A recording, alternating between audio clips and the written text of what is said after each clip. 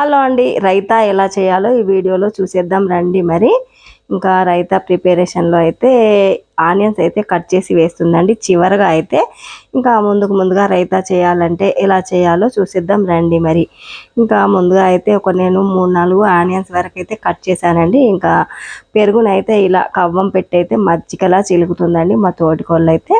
చక్కగా మజ్జిగలా ఇలా చిలికిన తర్వాత దీంట్లో అయితే సరిపడా అంత సాల్ట్ వేసి పుదీనా కొత్తిమీర ఉల్లిగడ్డ ముక్కలు వేసిందండి. ఇంకా క్యారెట్ ఉంటే కూడా వేసుకోవచ్చు, కాకపోతే ఇంకా మాకైతే నాన్ వెజ్ కర్రీ కాబట్టి ఇంకా క్యారెట్ అయితే వేసుకోవట్లేదండి.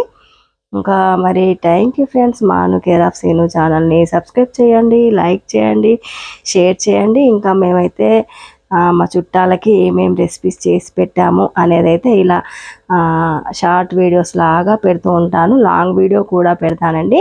ఇంకా ఈ వీడియోస్ చూసిన వాళ్ళందరూ మిస్ కాకుండా అవి కూడా చూసేయండి. మరి నెక్స్ట్ వీడియోలో మళ్ళీ కలుద్దామండి. ఇంకా రైతా ప్రిపరేషన్ అయితే ఎలా ఉందండి, మీకు నచ్చిందని అనుకుంటున్నానండి. చాలా బాగుందండి, చాలా కమ్మగా ఉందండి. ఇంకా